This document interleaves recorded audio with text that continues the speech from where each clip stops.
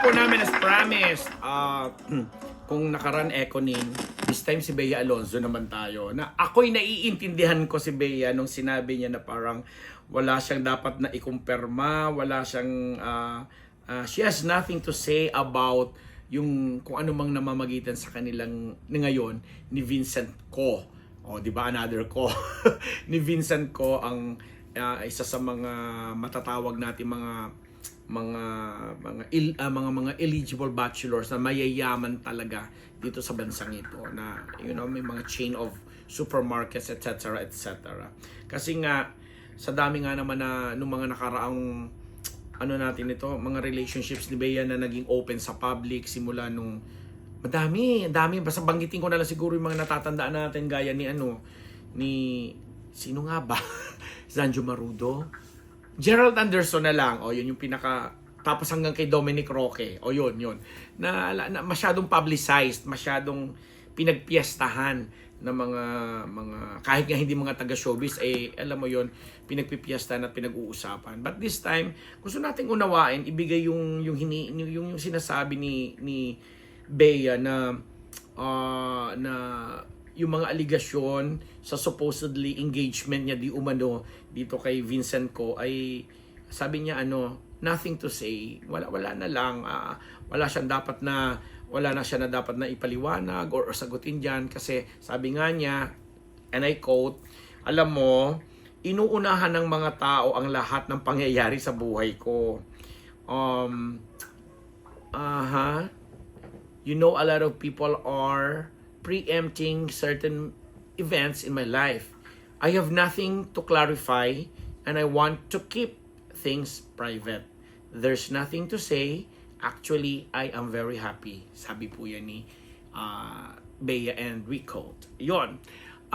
Ako, naintindihan ko yun. Although kami dito sa Unbearable Channel, madalas kami nagbibigay ng mga ganyang update tungkol sa kanyang buhay pag-ibig. And kaya nga na nabanggit namin, masyado kasing in the past, lalo na yung kauli-hulihan niyang involvement na engaged pa siya, kasal na lang actually ang hinihintay, pero nawala nga, biglang nag-iba ang takbo ng mga pangyayari, at alam naman natin si Dominic meron ng bagong girlfriend ngayon, and si Bea nga rin, alam din natin, sabi nga niya, paniwala natin na siya masaya, and sa mga dami nga ng mga sightings, simula nung abroad, ganyan-ganyan, tama naman na pinangungunahan siya. So, intayin na nga lang natin yung time na siya na nga mismo mag-aanunsyo sa atin at magbabalita at mag-share ng ganung klaseng kasiyahan. Kasi nga, siguro iniiwasan na lang din ni si Bea na this time naman ibalato na sa kanya. And for the very first time, naringgan natin siya na magbahagi ng ganun. Kasi, unang-una nga naman, hindi naman parte ng show business itong kanyang boyfriend ngayon na si Vincent Co. Hindi kagaya ng mga previous niyang relasyon, mga nakarelasyon, puro mga naging mga taga-showbiz. Kaya normal lang siguro na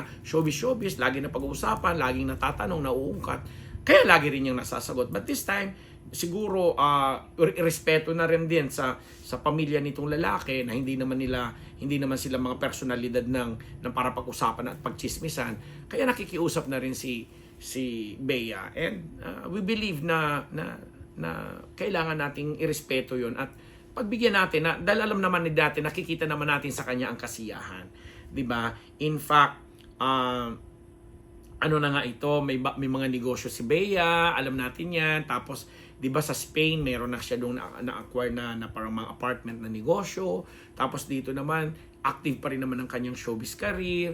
Ang alam nga natin, may lalabas siyang teleserye bago magtapos ang taon na to, no? 'Yun ang lagi nating sinasabi dito dahil 'yun ang napupulot nating balita. Plus yun, active siya sa mga pictorial, sa mga mag-cover na magazine, may mga event. Tapos pinaka-controversial nga yung naging statement niya sa GMA7 Gala na kung saan sinabing Chinese na ako, kaya naman ang bilis siguro yun nung sinabi niya sa mga tao, Chinese na ako, alam naman nating Chinese itong si Vincent. Yun siguro yung paraan niya para matigil na rin yung pagsasampantaha or ang tawag doon, yung pag-iisip ng kung ano ng mga tao, kung ano ba talagang totoo nilang relasyon ni Vincent. But anyway, sorry, nababanggit ko talaga si Vincent dahil sabi ko nga, hindi naman siya showbiz. But since ang sikat na sikat ang kanyang girlfriend, nababanggit, natural na napag-uusapan din siya. Pero gaya nga ng sinabi ni Bea, she has nothing to explain.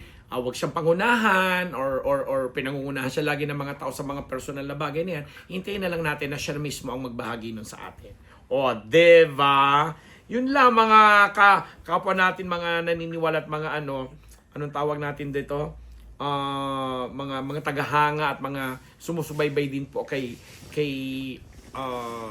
Bea Alonso, ang maibabalita ng Unbettable Channel sa inyo. Maraming salamat sa ating mga sponsors, ang CMAS Philippines, ang Ideal Vision, Dr. Jessica D, Dr. Pong Magtibay ng Wandalton Clinic, si Dr. Jess Solis ng Gorgeous Smile, ang MWell ni Mama Shakeable Revilla, and of course, ang mga kapamilya natin dyan, si Colonel Jundi Mayuga, hello po sa inyo, si Ate Josie Johnson, si Lani Cholenko Michel, Marietta Green, yan mga regular natin dyan sa Maritas University, sa mga sinusulatan ko po, ang mga, pati na mga bashers ko na minsan ay talaga namang sobra-sobra na akong inalipusa. Pero game lang, laban lang tayo. Basta wag lang masyadong personal na talagang pipersonalin ko rin kayo. Yan, pinipersonal na kayo nitong aking Babay na po! Maraming salamat, Ate Nabus!